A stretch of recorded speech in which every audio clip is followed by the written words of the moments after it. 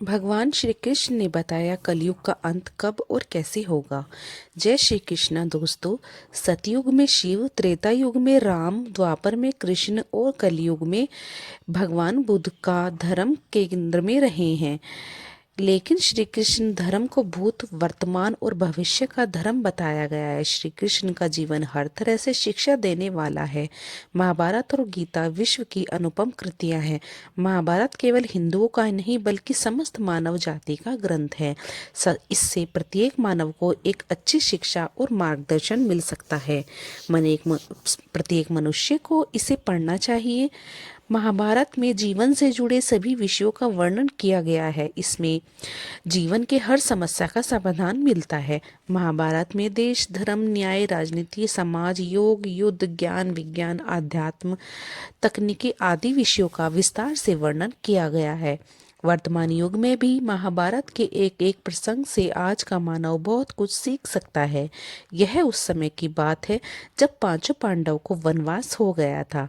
वनवास पर जाने से पूर्व पांडवों ने भगवान श्री कृष्ण से पूछा, माधव, अभी द्वापर का अंतकाल चल रहा है, आप हमें बताइए कि आने वाले कलयुग के कलिकाल की चाल और गति कैसी होगी। श्री कृष्ण ने उत्तर दिया, तुम पांचों भाई वन में जाओ और जो कुछ भी देखो वह आकर मुझे बताओ, मैं तुम्हें उसका प्रभाव समझाऊंगा। युधिष्ठिर ने कहा, देखो, जब पांचों भाई वन में चले गए तो एक बार चारों भाई अलग अलग दिशाओं में वन भ्रमण करने लगे। युधिष्ठिर ने अपने भ्रमण के दौरान देखा कि किसी हाथी की दो सूंड हैं। यह देखकर वह आश्चर्यचकित रह गया। जब युधिष्ठिर ने श्री कृष्ण को यह बताया तो श्री कृष्ण ने कहा, हे धर्मराज, अब तुम कलिकाल की सुनो। कलयुग में ऐसे लोगों का राज्य होगा जो दोनों ओर से शोषण करेंगे, बोलेंगे कुछ और करेंगे कुछ, और मन में कुछ और होगा, कर्म में कुछ और होगा। ऐसे ही लोगों का शासन होगा, इसलिए तुम पहले राज्य कर लो। अर्जुन ने क्या देखा? अर्जुन दूसरी दिशा में भ्रमण कर रहे थे। कुछ दूर जंगल में जाने पर उन्होंने जो देखा उसे देखकर वह चकित रह गए। उन्होंने देखा कि एक पक्षी था जिसके पंखों पर वेद की रचनाएं लिखी हुई थी, लेकिन वह पक्षी मुर्दे का मांस खा रहा था। युधिष्ठिर के बाद अर्जुन ने मैंने जो देखा वह इससे भी ज्यादा आश्चर्यजनक था। मैंने देखा कि एक पक्षी के पंखों पर वेद की रचनाएं लिखी हुई हैं और वह पक्षी मुर्दे का मांस खा रहा है।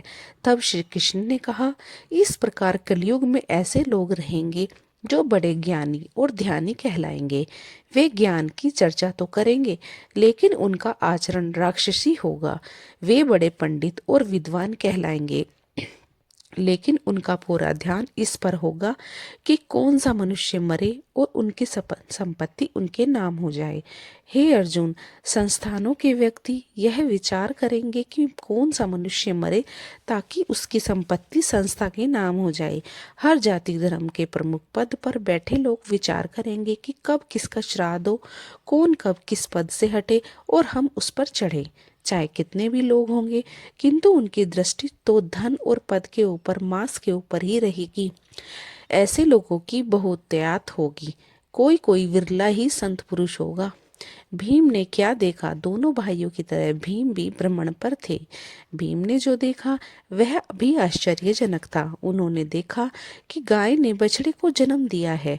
जन्म के बाद वह बछड़े को इतना चाट रही है कि बछड़ा लहूलुहान हो गया।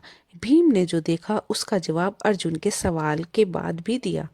भीम ने अपना अनुभव सुनाते हुए कहा, माधव, मैंने देखा कि गायें अपने बछड़े को इतना चाटती है कि बछड़ा लहूलुहान हो जाता है। तब श्री कृष्ण कहते हैं, कलयुग का मनुष्य शिशुपाल हो जाएगा। कलयुग में बालकों के लिए ममता के कारण इतना किया जाएगा कि उन्हें अपने विकास का अवसर भी नहीं मिलेगा। मोह माया में ही घर बर्बाद हो जाएगा। यदि किसी का बेटा घर छोड़कर साधु बनेगा तो हजारों व्यक्ति दर्शन करेंगे, किंतु यदि अपना बेटा साधु बनेगा तो रोएंगे कि मेरे बेटे का क्या होगा। इतनी सारी ममता होगी कि उसे मोह माया और परिवार में ही बांधकर रखेंगे और उसका जीवन वहीं खत्म हो जाएगा। अंत में बेचारा अनाथ होकर मरेगा। वास्तव में लड़के तुम्हारे नहीं हैं, वे तो बहू की अमानत है। लड़कियां जमाई की अमानत है और तुम्हारा शरीर मृत्यु की अमानत है, तुम्हारी आत्मा परमात्मा की अमानत है। तुम अपने शाश्वत संबंध को जान लो। सहदेव ने क्या देखा? सहदेव जब भ्रमण पर थे तो उन्होंने चौथा आश्चर्य देखा। उन्होंने देखा कि 6 से 7 कुएं हैं और आसपास के कुओं में पानी है, किंतु बीच का कुआं खाली है। बीच का कुआं गहरा है, फिर भी उसमें पानी नहीं है। यह देखकर सहदेव को घोर आश्चर्य हुआ कि ऐसा कैसे हो सकता है। भीम के बाद सहदेव ने श्री कृष्ण से पूछा, हे श्री कृष्ण, मैंने जो देखा उसका क्या अर्थ है? मैंने देखा कि 5 से 7 कुएं भरे, कुओं के एकदम खाली है, जबकि ऐसा कैसे संभव हो सकता है? तब श्री कृष्ण कहते हैं, कलयुग में धनाढ्य लोग लड़के लड़की के विवाह में, मकान के उत्सव में, छोटे बड़े उत्सव में लाखों रुपए खर्च करेंगे, परंतु पड़ोस में ही यदि कोई भूखा प्यासा होगा या मर जाएगा तो वे देखते रहेंगे। दूसरी ओर मौज मदिरा, मांस भक्षण, सुंदरता और व्यसन में पैसे उड़ा देंगे, किंतु किसी के 2 आंसू पूछने में उनकी रुचि नहीं होगी। कहने का तात्पर्य यह है कि कलयुग में अन्न के भंडार होंगे, लेकिन लोग भूख से मरेंगे। सामने महलों और बंगलों में ऐश आराम चल रहा होगा, लेकिन पास की झोपड़ी में आदमी भूखा मर जाएगा। एक ही जगह पर असमानता और चरम पर होगी। नकुल ने क्या देखा? नकुल भी भ्रमण पर थे और उन्होंने भी एक आश्चर्यजनक घटना देखी। नकुल ने देखा कि एक पहाड़ के ऊपर एक बड़ी सी शिला लुढ़कती हुई आ रही है। वह कितने वृक्षों से टकराकर उन्हें नीचे गिराते हुए आगे बढ़ जाती है। विशालकाय वृक्ष भी उसे रोक नहीं सके। इसके अलावा वह शिला कितनी ही अन्य शिलाओं से टकराई, फिर भी वह रुकी नहीं। अंत में वह एक अत्यंत छोटे पौधे से स्पर्श होते ही वहीं स्थिर हो गई।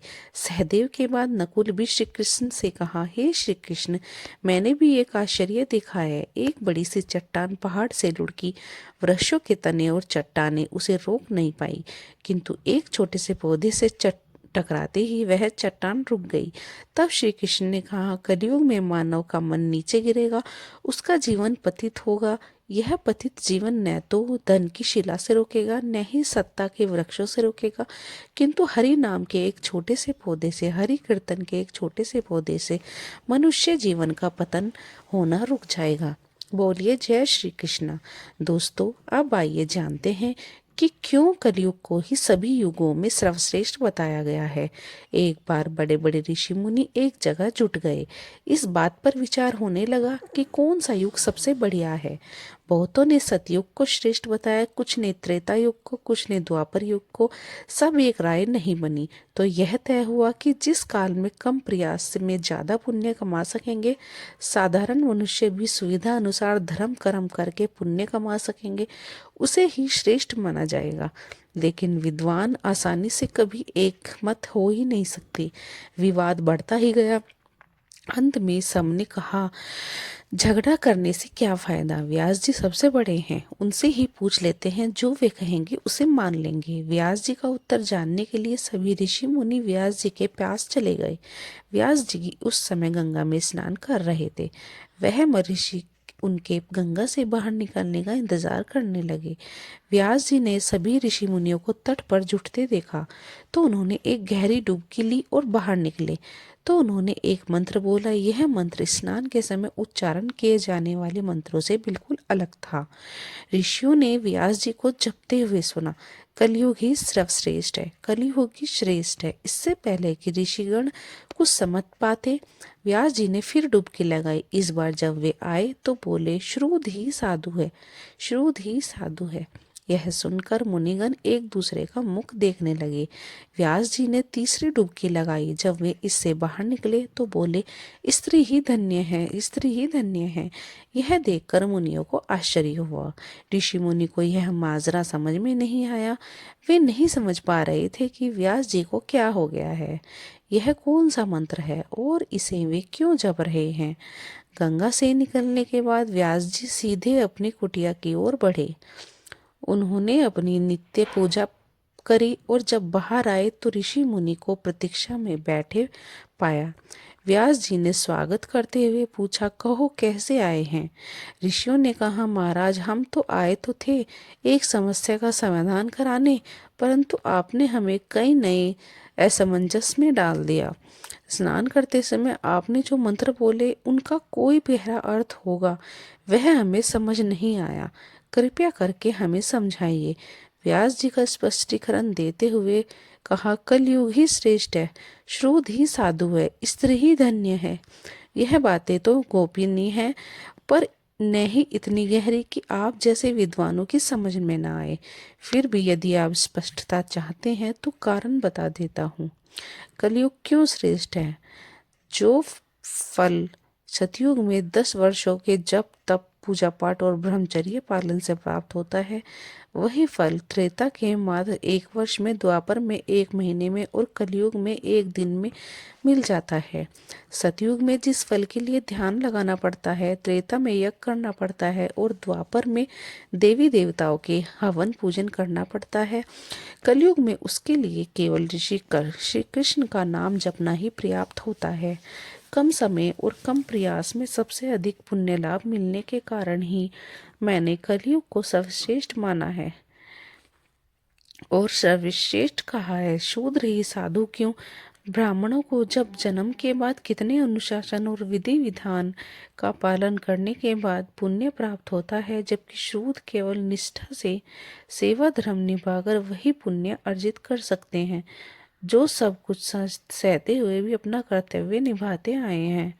स्त्री ही क्यों? स्त्री ही संसार की सर्जन करता है। कलयुग में सच्ची ही स्त्री सच्ची श्रद्धा और सच्ची शक्ति का प्रतीक बनेगी। ऋषि मुनियों ने व्यास जी की बातें सुनी और उनकी गहराई को समझकर सहमत हो गए। इसलिए श्रुत ही साधु है। स्त्रियों का न सिर्फ योगदान महान है, बल्कि वे सबसे आसानी से पुण्य लाभ कमा लेती हैं। मन वचन कर्म से परिवार को समर्पित सेवा से ही उनको महान पुण्य दिलाने को प्राप्त होता है। वे अपनी ही दिनचर्या में ऐसा करती हैं कि इसलिए वही धन्य है। मैंने अपनी बात बता दी, अब आप लोग बताइए कि कैसे प्रदान हुआ। सभी ने एक सुर में कहा, हम लोग जिस काम से आए थे पहले, वह आपकी कृपा से पूरा हो गया।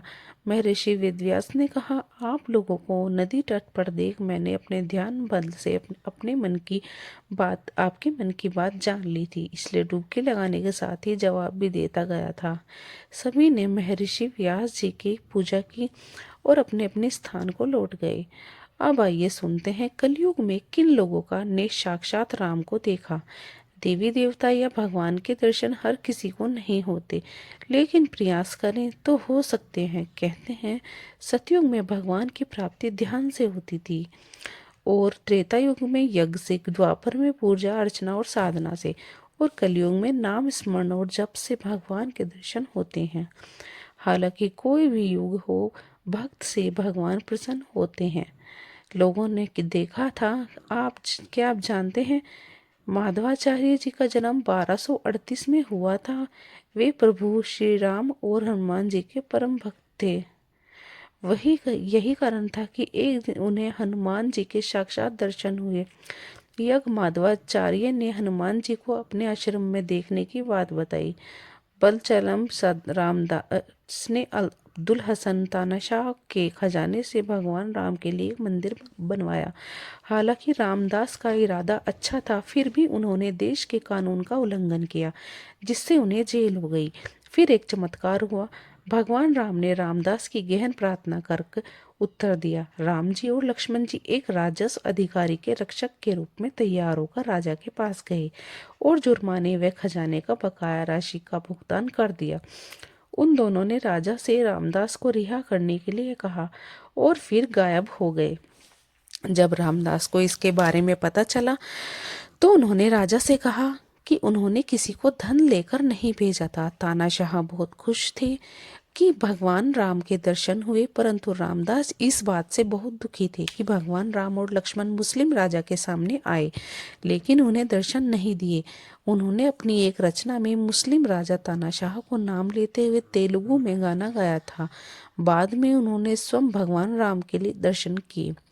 इन्हें द्वारकाधीश का अवतार माना जाता है और पीरों का पीर रामसा पीर कहा जाता है। सबसे ज्यादा चमत्कारिक और सिद्ध पुरुषों में इनकी गणना की जाती है। हिंदू मुस्लिम एकता के प्रतीक बाबा रामदेव के समाधि स्थल रूनिका में मेला लगता है, जहां भारत और पाकिस्तान से लाखों की तादाद में लोग आते हैं। 1409 को कश्मीर बाड़मेर में इनका जन्म हुआ था और 1442 में उन्होंने समाधि ली थी। उनके पिता का नाम अजमल और माता का नाम मैना, पत्नी का नाम नेतल और गुरु का नाम बालीनाथ था। घोड़े का नाम लाली था। कहते हैं कि उन्हें सभी देवी देवताओं के दर्शन किए थे। तुलसीदास दास जी प्रभु श्री राम के अनन्य भक्त थे। उनके भगवान दर्शन की कहानी भी अद्भुत है। एक प्रेत ने उन्हें हनुमान जी का पता बताया था और कहा था कि राम कथा के दौरान हनुमान जी वहां पर आते हैं। तुलसीदास जी को हनुमान जी के पैर पकड़ने को कहा गया, जिससे वे उन्हें भगवान के दर्शन करवा सकते थे। तुलसीदास जी ने यही किया। उन्होंने हनुमान जी के पैर जोर से पकड़ लिए और रोने लगे। अंत में हनुमान जी को भगवान के दर्शन करवाने का वचन देना पड़ा। फिर एक दिन मंदाकिनी के तट पर तुलसीदास जी चंदन घिस रहे थे। भगवान राम बालक रूप में आकर उन्हें चंदन मांगने लगे और अपने माथे पर लगाने लगे। तब हनुमान जी ने तोते का रूप धारण किया और यह दोहा पड़ा, चित्रकूट के घाट घाट भई संतन की भीड़, तुलसीदास चंदन घिसे तिलक देत रघुबीर। तुलसीदास जी दोनों बालकों को देखकर चौंक गए। जब तक वे कुछ समझ पाते तब तक भगवान श्री राम चले गए। तुलसीदास जी ने रामचरितमानस लिखने से पहले हनुमान चालीसा लिखी थी। इसके बाद उन्होंने हनुमान अष्टक, बजरंग बाण और हनुमान बहुक जैसी कई रचनाएं लिखी। सब हनुमान जी की कृपा से ही संभव हो पाया है।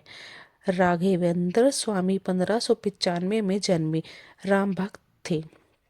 राघवेंद्र स्वामी और माधव समुदाय के एक गुरु के रूप में प्रतिष्ठित है। उनके जीवन से अनेक चमत्कारी घटनाएं जुड़ी हुई हैं। उनके बारे में भी कहा जाता है कि हनुमान जी के साक्षात दर्शन किए थे। वह भी हनुमान जी के परम भक्त थे। उन्होंने 1671 में मंत्रालय में तुंगभद्रा नदी के तट पर जीवित समाधि में प्रवेश किया था। तंग संत त्यागराज 1767 में जन्मे और 1847 में बहमलीन हो गए।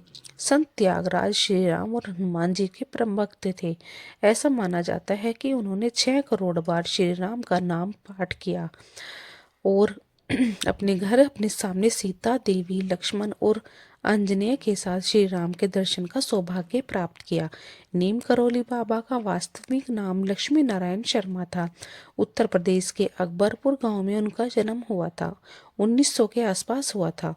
उन्होंने अपने शरीर का त्याग 11 सितंबर 1973 को वृंदावन में किया था। बाबा नीम करोली हनुमान जी के परम भक्त थे। उन्होंने देश भर में हनुमान जी के कई मंदिर बनवाए थे। नीम करोली बाबा के कई चमत्कार के किस्से हैं। उनके बारे में कहा जाता है कि हनुमान जी और श्री राम उन्हें साक्षात दर्शन देते थे। कलयुग की भविष्यवाणी जानिए कृष्ण की 4 और पौराणिक और 17 खास बातें। पौराणिक ग्रंथों के अनुसार 4 युग होते हैं, सतयुग, त्रेता युग, द्वापर युग, कलयुग। कहते हैं कलयुग में पाप अपने चरम पर होगा। वर्तमान में कलिकाल अर्थात कलयुग चल रहा है। ग्रंथों में इस युग में क्या क्या होगा या क्या घटेगा या क्या लिखा गया है। यह भी कहा गया है कि इस युग में जब कहीं भी प्रलय होगा तब सिर्फ हरि कीर्तन ही उसे बचाएगा।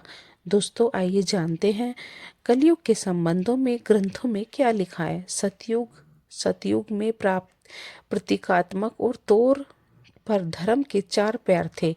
सतयुग में मनुष्य की लंबाई 32 फीट अर्थात 21 हाथ बताई है।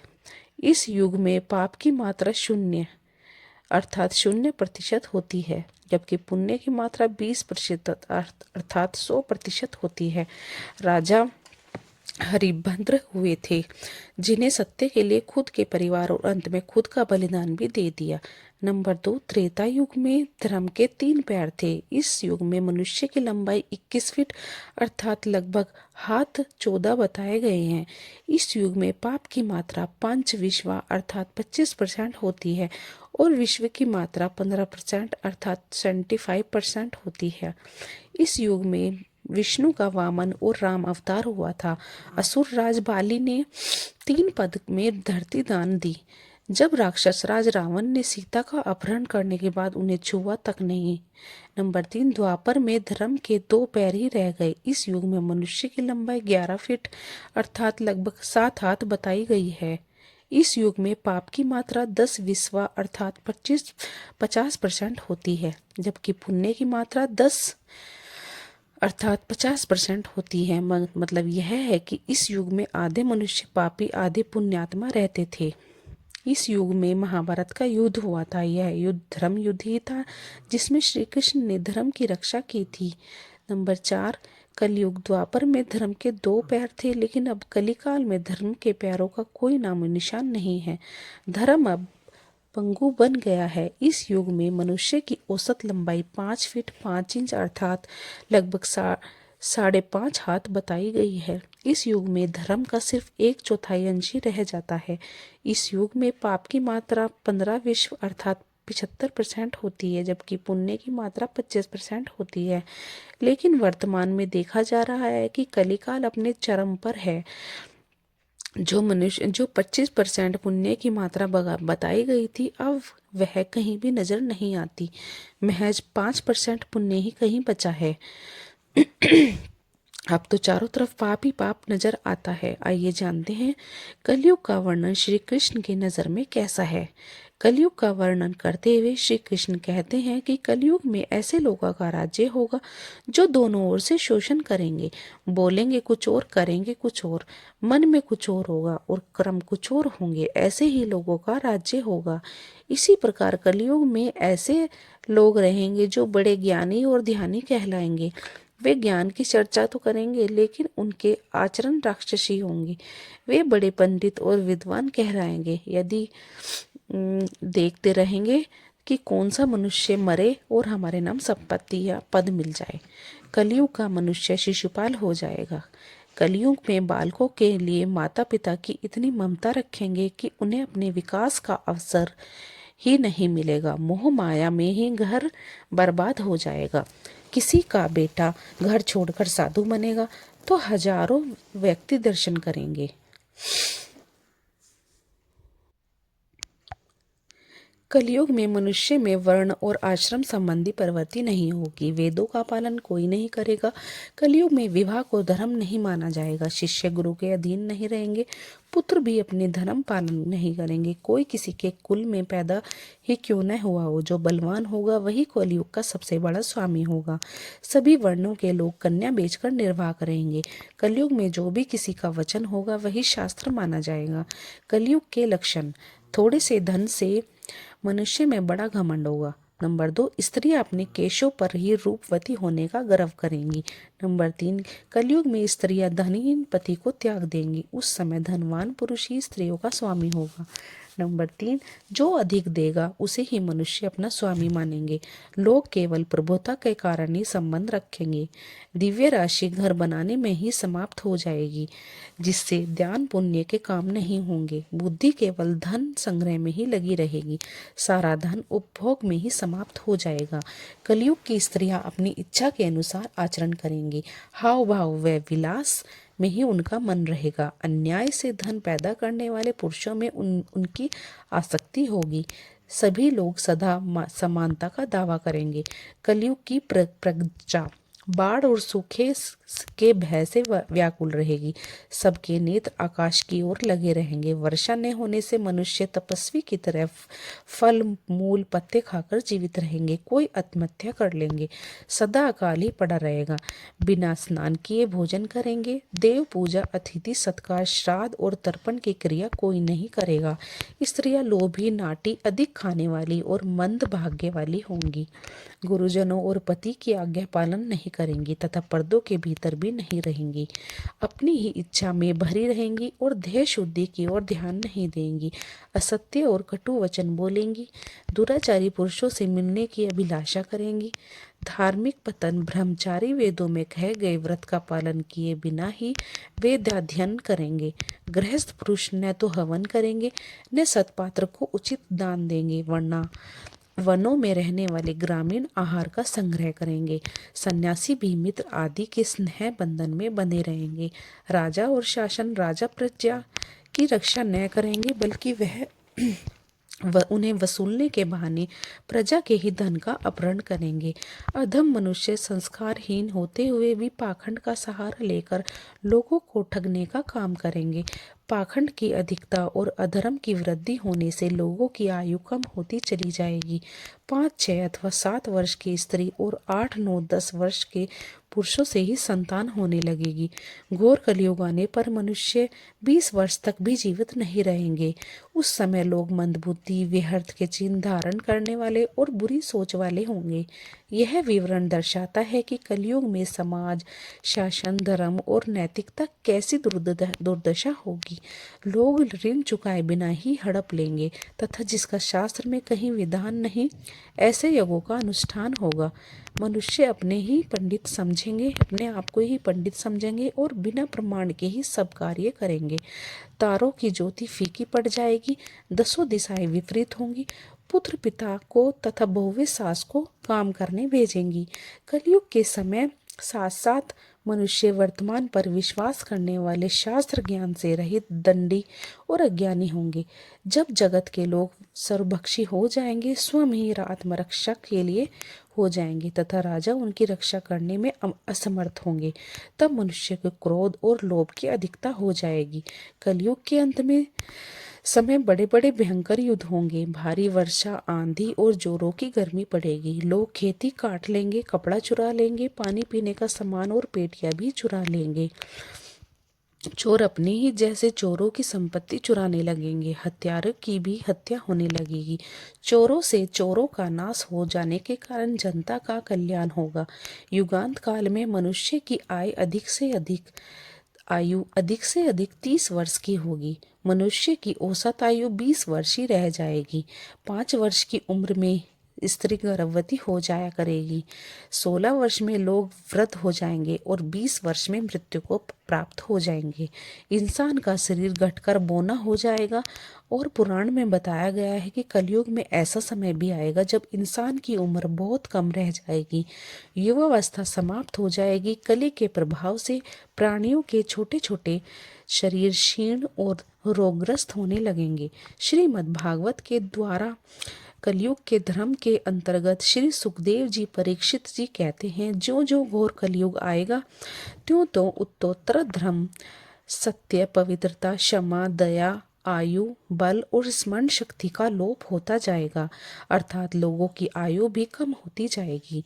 जब कलिकाल बढ़ता जाएगा, कलयुग के अंत में जिस समय कल की अवतरण होंगे, उस समय मनुष्य की परम आयु 20-30 वर्ष ही होगी। जिस समय कल की अवतार आएंगे, चारों वर्ण के लोग शूद्र की तरह हो जाएंगे। गाय भी बकरियों की तरह छोटी छोटी और कम दूध देने वाली हो जाएंगी। कलयुग के अंत में संसार की ऐसी दशा होगी कि अन्न नहीं उगेगा, लोग मछली मांस ही खाएंगे और भेड़ बकरियों का दूध पिएंगे।